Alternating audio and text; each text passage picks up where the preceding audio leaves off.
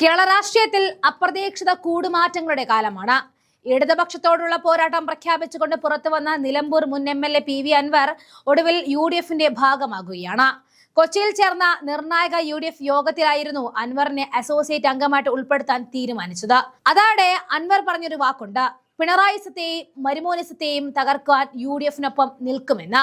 തദ്ദേശ തെരഞ്ഞെടുപ്പ് ഫലത്തിന് പിന്നാലെ UDF ക്യാമ്പുകളിൽ പുതിയ ഊർജം പകരുകയാണ് അൻവർ. PV അൻവറിനെ തൃണമൂൽ കോൺഗ്രസ്, CK ജാനുവിന്റെ ജനാധിപത്യ രാഷ്ട്രീയ പാർട്ടി എന്നിവയെ മുന്നണിയിൽ അസോസിയേറ്റ് അംഗങ്ങളാക്കാൻ പ്രതിപക്ഷ നേതാവ് VD സതീശൻ അധ്യക്ഷതയിൽ ചേർന്ന യോഗമാണ് തീരുമാനിക്കുന്നത്. 2026 നിയമസഭാ തെരഞ്ഞെടുപ്പ് ലക്ഷ്യമിട്ടുള്ള മിഷൻ 26 പദ്ധതിയുടെ ഭാഗമായിട്ടാണ് ഈ വിപുലീകരണം. മുന്നണിയുടെ അടിത്തറ വിപുലീകരിക്കുവാനും കൂടുതൽ ജനവിഭാഗങ്ങളെ ഒപ്പം നിർത്തുവാനുമുള്ള UDF നീക്കം തല തകൃതിയായിട്ട് നടക്കുന്നുണ്ട്. അൻവറിന്റെ വരവ് മലബാർ മേഖലയിൽ, പ്രത്യേകിച്ച് മലപ്പുറത്ത് UDFന് കരുത്താകും എന്നാണ് വിലയിരുത്തൽ. ഈ അവസരത്തിൽ അൻവറിന്റെ പ്രതികരണമാണ് ഏറ്റവും ശ്രദ്ധേയമാകുന്നതും.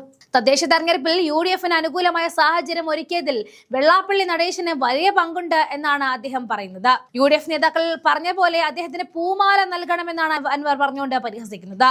കാരണം വെള്ളാപ്പള്ളി പറഞ്ഞ വർഗീയ പരാമർശങ്ങൾ യഥാർത്ഥത്തിൽ മുഖ്യമന്ത്രി പിണറായി വിജയന്റെ വാക്കുകളാണെന്ന് ജനങ്ങൾ കരുതിയതെന്നും അദ്ദേഹം ആരോപിച്ചു. CPM സർക്കാർ കടുത്ത തൊഴിലാളി വിരുദ്ധ നിലപാടാണ് സ്വീകരിക്കുന്നതെന്നും അൻവർ ആരോപിക്കുന്നുണ്ട്. കമ്മ്യൂണിസ്റ്റ് പാർട്ടി അദാനിമാരെ കെട്ടിപ്പടുക്കുന്ന അവസ്ഥയിലാണെന്നും പാവപ്പെട്ട തൊഴിലാളികൾ വരാനിരിക്കുന്ന തെരഞ്ഞെടുപ്പിൽ ഇതിനെതിരെ പ്രതികരിക്കണമെന്നും അദ്ദേഹം പറഞ്ഞു. കൂടാതെ കുടുംബാധിപത്യത്തിനെതിരെയും ആഞ്ഞടിച്ചു.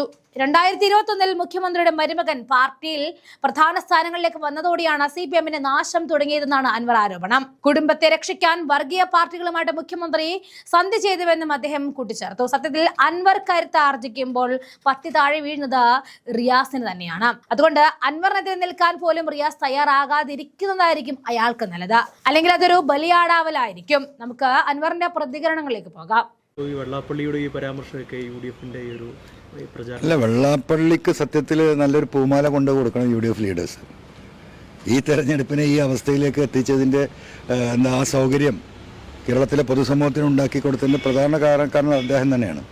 പിണറായിക്ക് നേർക്ക് നേരെ പറയാൻ കേരളത്തിലെ ജനങ്ങളോട് കഴിയാത്ത പച്ചവർഗീയത പിണറായിയെ അദ്ദേഹത്തിൻ്റെ താല്പര്യപ്രകാരം ഈ പറയുന്ന SNDP യോഗം ചെയർമാൻ എന്ന് പറയുന്ന വെള്ളാപ്പള്ളിയെ കൊണ്ട് പറയിച്ചതാണ്. അതൊരിക്കലും ഒരാളും അതൊരു വെള്ളാപ്പള്ളിയുടെ നാവായിട്ടോ വാക്കായിട്ടോ അത് കേരളത്തിലെ പൊതുസമൂഹം അത് കാണുന്നില്ല.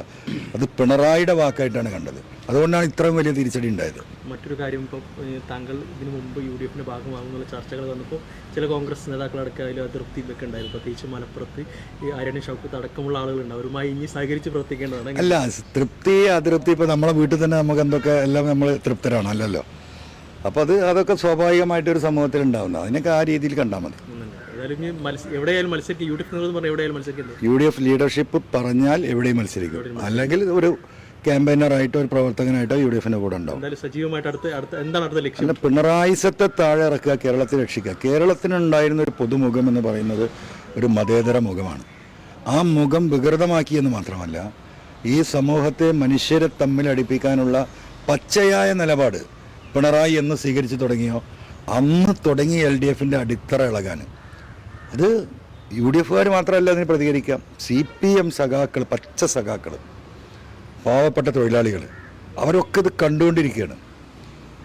ഒരു കാലഘട്ടത്തിൽ ഒരു പക്ഷേ എന്താ പറയുക, ഇന്ത്യയിൽ ഒരു രാഷ്ട്രീയ പാർട്ടിയും ഇത്ര വലിയ തൊഴിലാളി വിരുദ്ധ നിലപാട് ഒരു ഗവൺമെൻറ് സ്വീകരിച്ചായിട്ട് ഒരു പക്ഷേ നമുക്ക് കാണാൻ കഴിയില്ല. അത്ര തൊഴിലാളി വിരുദ്ധ നിലപാട്. തൊഴിലാളികൾ എന്ന് പറഞ്ഞാൽ പിണറായിക്ക് അലർജിയായി. മനസ്സിലായോ? കമ്മ്യൂണിസ്റ്റ് പാർട്ടി ഇങ്ങനെ അധപ്പതിക്കുമോ? അദാനി ഞങ്ങളുടെ പാർട്ട്ണറാണ് എന്ന് പറഞ്ഞിട്ട് വാസവൻ മന്ത്രി എന്താ പറയുക കെട്ടിപ്പിടിക്കുകയാണ് അദാനിമാരെ കെട്ടിപ്പിടിക്കുന്ന ഒരവസ്ഥയിലേക്ക് കമ്മ്യൂണിസ്റ്റ് പാർട്ടി പോവുകയും തൊഴിലാളികളുടെ വിയർപ്പിൻ്റെ ഗന്ധം ദുർഗന്ധമാണ് എന്ന് തോന്നുകയും ചെയ്തൊരു കാലഘട്ടമാണ് കേരളം കടന്നു പോകുന്നത്. അത് ഇവിടുത്തെ തൊഴിലാളികൾ മനസ്സിലാക്കുന്നുണ്ട്. ആ തൊഴിലാളി സഖാക്കൾ ഈ പറയുന്ന മുതലാളിത്ത പിണറായിക്കെതിരെ വരാനിരിക്കുന്ന തെരഞ്ഞെടുപ്പിൽ ശക്തമായി ഇടപെടും, ശക്തമായി വോട്ട് ചെയ്യും. താങ്കളുടെ ഒരു പ്രസക്തി താങ്കൾ ഉന്നയിച്ച ഒരുപാട് കാര്യങ്ങളുണ്ട്. അതുകൊണ്ടാണോ മലപ്പുറത്തെ ഒരു ക്ലീൻ സ്വീപ്പ് UDF ഉന്നയിച്ചത്? അല്ല, അങ്ങനെയൊന്നും ഞാൻ പറയുന്നില്ല. അതൊക്കെ ജനങ്ങൾ വിലയിരുത്തുന്നുണ്ടല്ലോ. പിണറായി എന്തായിരുന്നു എന്ന് നമുക്കൊക്കെ അറിയാം. 2016, 2021 വരെ ഉള്ളൊരു കാലഘട്ടം നമ്മൾ കഴിഞ്ഞൊരു 50 വർഷം എടുത്ത് പരിശോധിച്ച് നോക്കിയാൽ ഒരേ പിണറായിയാണ്. അത് വർഗീയ ഫാസിസ്റ്റ് നിലപാടിനെതിരാണ്. തൊഴിലാളി വർഗ അനുകൂലമായിരുന്നു. 21 എന്ന് ഈ പറയുന്ന മരുമകൻ ഈ പാർട്ടിയിലെ പ്രധാന സ്ഥാനങ്ങളിലേക്ക് കടന്നു വന്നു അന്ന് തുടങ്ങി ഈ പാർട്ടിയുടെ നാശം. അതാണല്ലോ ഇപ്പോൾ കോഴിക്കോടൊക്കെ നമ്മൾ കണ്ടുകൊണ്ടിരിക്കുന്നത്.